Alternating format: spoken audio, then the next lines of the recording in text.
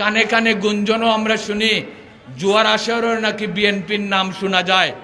কানে কানে আমরা শুনি এইখানে ফল ফ্রুটের দোকানেও না দোকানদারদেরকেও নিয়েও চাঁদাবাজির গল্প শোনা যায়।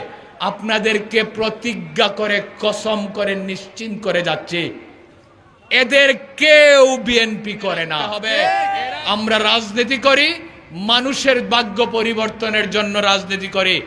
আমরা রাজনীতি করি, মানুষের ভাগ্য উন্নয়নের জন্য রাজনীতি করি। আমরা এই দেশেই থাকবো, এই দেশের মানুষের ভাগ্যের পরিবর্তন ঘটাবো, মানুষের দাবি আদায়ের জন্য, মানুষের জন্য জীবন যুদ্ধে আবারও যদি লিপ্ত হতে হয়, আমরা সেই যুদ্ধে আবারও লিপ্ত হব। চাঁদাবাজদেরকে আমরা শাস্তি করতে চাই। চাঁদাবাজদেরকে আমরা মানুষের জন্য যারা প্রতিবন্ধকতা সৃষ্টি করবে, সাধারণ মানুষের জীবন ব্যবস্থায়, স্বাভাবিক জীবন ব্যবস্থায় যারা প্রতিবন্ধকতা সৃষ্টি করবে, আওয়ামী লীগ হোক, বিএনপি হোক, যেই হোক, তাকে আমরা প্রতিরোধ করতে চাই। তাকে আমরা প্রতিরোধ করতে চাই, প্রতিহত করতে চাই। মানুষের পাশে, মানুষের স্বাভাবিক জীবনের নিশ্চয়তা আমরা দিতে চাই। গত কয়েকদিন আগেও আমরা সেই সকল কিছু বিচ্ছিন্ন অভিযোগ শুনেছি।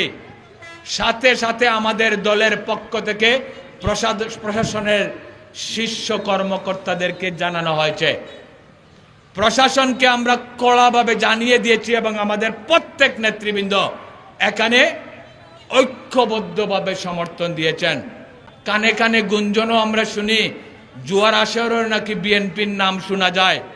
কানে কানে আমরা শুনি এইখানে ফল ফ্রুটের দোকানেও না দোকানদারদেরকেও নিয়েও চাঁদাবাজির গল্প শোনা যায়।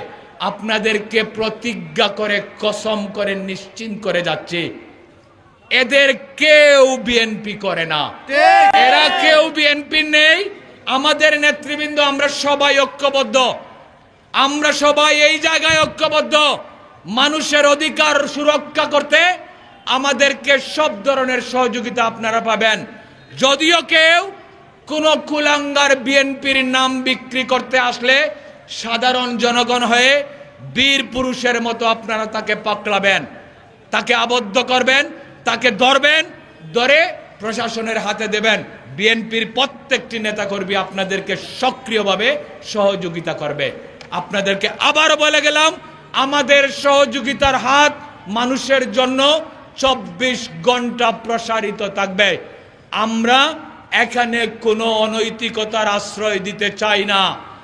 17টি বৎসর ঘন্টায় ঘন্টায় নির্যাতনের শিকার আমরা মানুষের জন্য শিকার হয়েছে, মানুষের দাবি আদায়ের জন্য শিকার হয়েছে।